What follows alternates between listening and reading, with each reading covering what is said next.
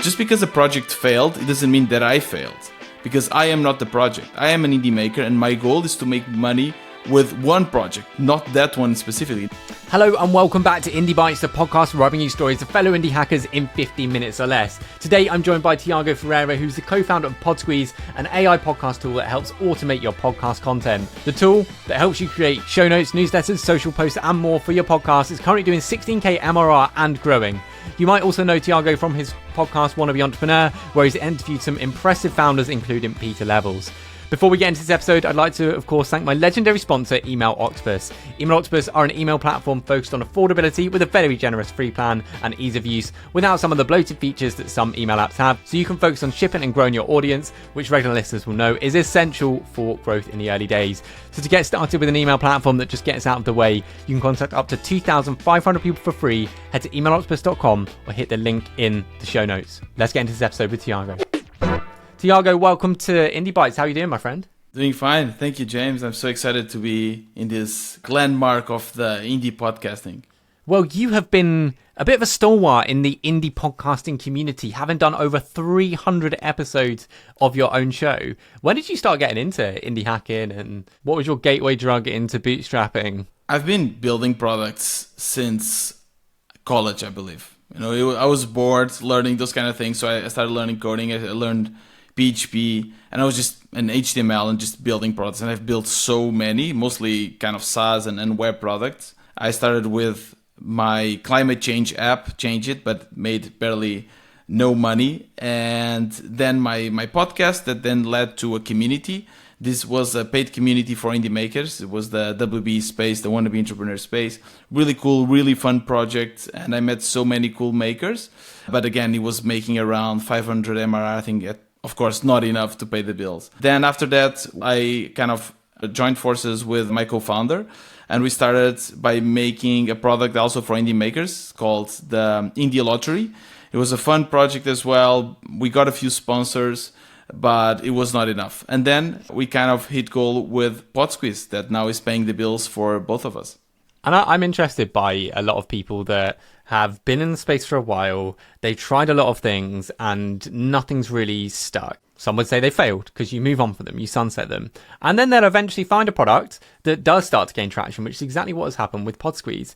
And what's interesting about you as well, Tiago, is you've had the podcast where you've been interviewing people and taking your learnings from those conversations, and you've done it loads. When you're going through these projects and they've not gone well, are you doing like postmortems? Are you going back and figuring out what's worked, what hasn't? And then the same thing with your podcast interviews? Yes, always. I'm really passionate about entrepreneurship. So I this is like a craft that I want to master. I want to learn everything there is around it. Regarding the sunsetting my projects, and you said something interesting, which is, yes, some project failed. And that was one of my biggest lessons, actually, which is just because a project failed, it doesn't mean that I failed. Because I am not the project. I am an indie maker, and my goal is to make money with one project, not that one specifically, not with my climate change app, not with my podcast. So in reality, just because I sunset a project or just, let it be without touching and maintaining it, it doesn't mean that I failed. Now I'm interested to hear about you starting Podsqueeze, the idea for it. You've produced your podcast, so the pain was there for you. Right. What made you create this product? Yes, exactly. So basically I have my podcast, and I know how annoying can be to first to get downloads and to grow the show, and so many things involved besides just recording it, right? So I was brainstorming with my co-founder, and I was thinking, okay, there's this new thing called GPT. What can we do? And we're just brainstorming ideas and thinking, okay, maybe this, maybe that. I was like, you know what? Sometimes transcripts, they are not very good, but now with GPT, it's very smart. So it can probably take this transcript and generate great show notes and all these assets that we need to publish a show. So let's do this. Let's create something for podcasters. And that's also, by the way, something that I would advise everyone. Like, there is a list of things on when to start your project. And I think solving your own problem is such a good one, because then you become your first client and you know if the product is actually working or not. Well, solving your own problem can be good and bad advice, because if your problem is very niche and you are the only person that has that problem, then it's not going to be a good business. So how did you validate that idea that other podcasters also had this problem? I don't know, to be honest, why Podsqueeze worked.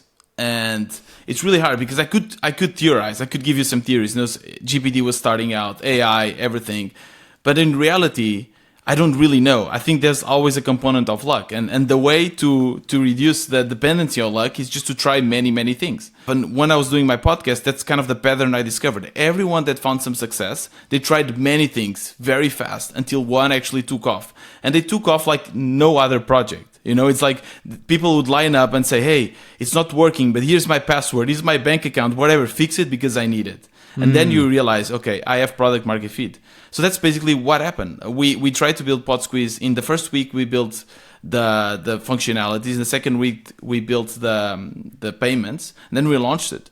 And immediately, we saw some traction that we never seen before with any of my products. Where did you launch it? Was it just on Twitter? Did you do a product hunt launch? Did you do it before the product was ready? We did it in phases. First was Twitter. I have now around 5,000 followers or close to 5,000 followers on Twitter, plus Reddit. So I just went to all the indie maker go-tos, went to Reddit, Twitter, share it everywhere I could, basically.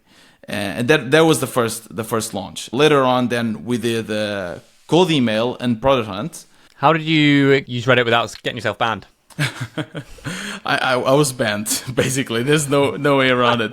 I was banned many times. I have many accounts. I mean, I think you just learn, right? Like each subreddit has different rules. In the entrepreneur subreddit, you go there and say, hey guys, I'm looking for feedback. And that normally works. How good was this launch? How quick were you able to get revenue? And were you putting anything else in place apart from like having a product which has need to get people in?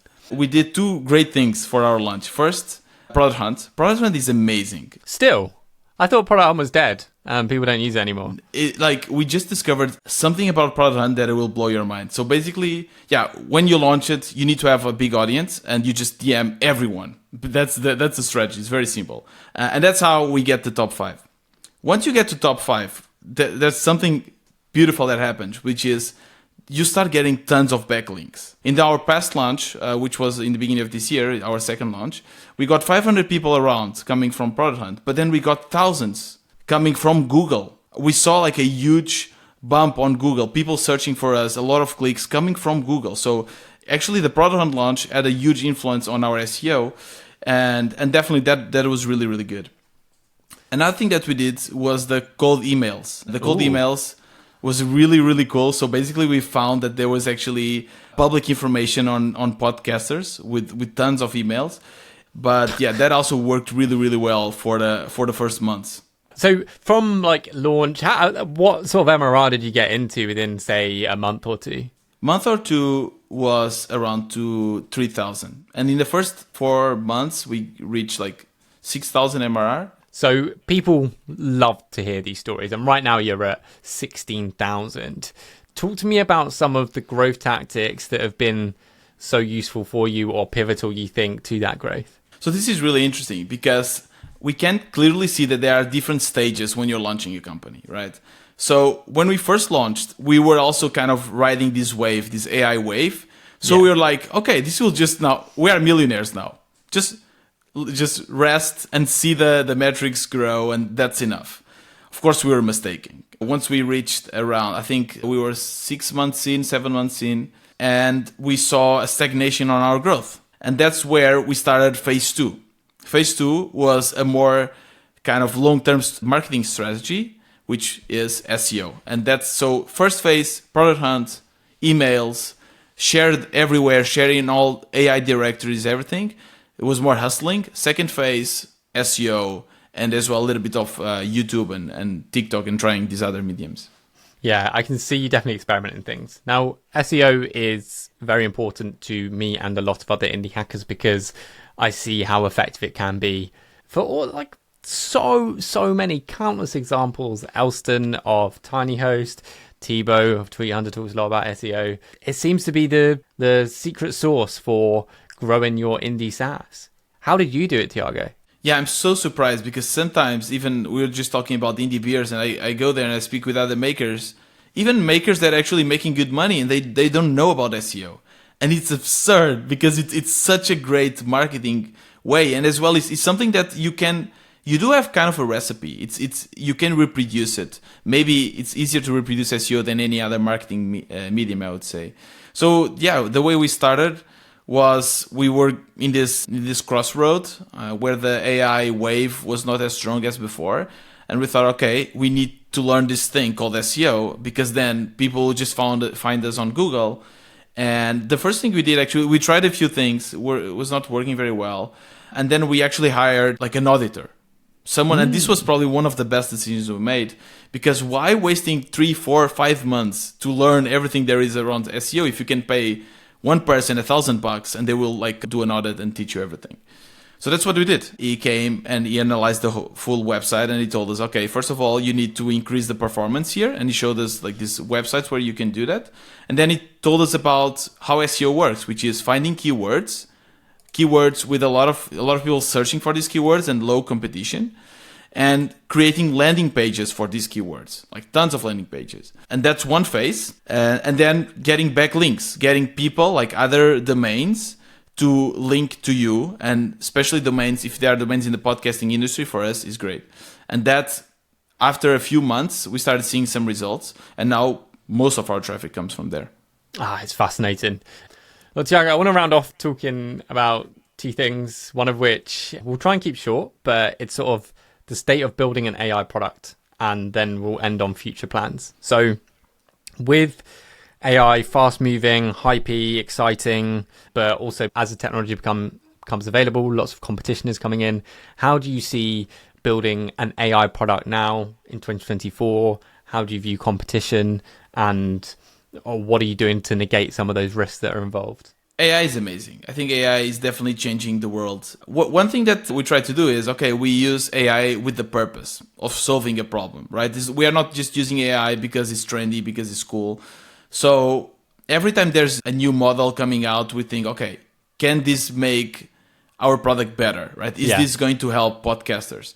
And if it will, then we will implement it. If we don't see a purpose on it, then we won't do it. So yeah, that's kind of our strategy product-wise. Regarding the competition, that's also kind of the downside for indie makers around AI, which is everyone can do it. So the way we try to defend ourselves, besides, of course, being customer driven and try to solve the problem, is to have a strong marketing presence. So that's why also we focus so much on SEO and our marketing, because that's something that it's actually harder to reproduce than a Podsqueeze, right? Like someone can just come, they see how Podsqueeze works, they get an OpenAI key, and they will just reproduce whatever, or try to reproduce at least. Our marketing, our partnerships, our SEO, it will take them months to reproduce. So that's all actually what we try to do to stay ahead. What's your future plans with the product? Are you just going to sort of keep building, carry on doing what you're doing? Are you enjoying it? Have you got an exit on your mind? The real answer is I just don't know. To be honest, we can sell it, definitely. That's something that we considered many times. But in terms of product, we just, again, keep developing and see what users want and how AI is developing and how this can help others. And as an indie maker or as an indie company, we keep building other products, right? So we have another one coming out. So once Podsqueeze is kind of under control and we are sure that we can keep the quality, then we are starting to do other products and try to reproduce and learn more about indie making and entrepreneurship, and try to see if what we've learned with Podsqueeze can be transferable to other products. Interesting. Why do that? That sounds like a bad idea, Tiago. That sounds like you're taking away your focus on Podsqueeze to do other things. Yeah, I mean, again, we don't know if it's a good or a bad idea. I think in general it's because we have tried so many things already with Podsqueeze that we have automated all the things that are working. And all the things that are not working, we don't know how to make them work. So that's kind of the idea. Okay, we have time, actually. We have time to focus on another projects without killing Podsqueeze, without damaging Podsqueeze. I do end on 3 recommendations: a book, a podcast, and an indie hacker. What have you got for me? So the book, I have it here in my notes. The book is the SaaS Playbook from Rob Walling. It's definitely the best book I read around entrepreneurship. There's so many actionable tips, so definitely that. And the podcast is also from Rob Walling, startups from the rest of us, but they're stunts. Of course, Indie Bites is one of them. I would also recommend the Wannabe Entrepreneur. There's a lot of great interviews there. And the maker, I would recommend Elston. So he's @_Baretto from Tiny Host. I have a bunch of makers that I follow, but I really like him because he gives actionable tips. There's no bullshit. There's no like just, hey, look at my MRR going up. He actually shares how he gets there and the failures and the successes. So yeah, that's Elston. So @_Baretto with 2 T's. Tiago, thank you so much for coming on this episode of Indie Bites. Thank you very much, James. It was a pleasure. Thank you for listening to this episode of Indie Bites, and a big thank you to my sponsor, Email Octopus, for making the show happen. That's all from me. See you next week.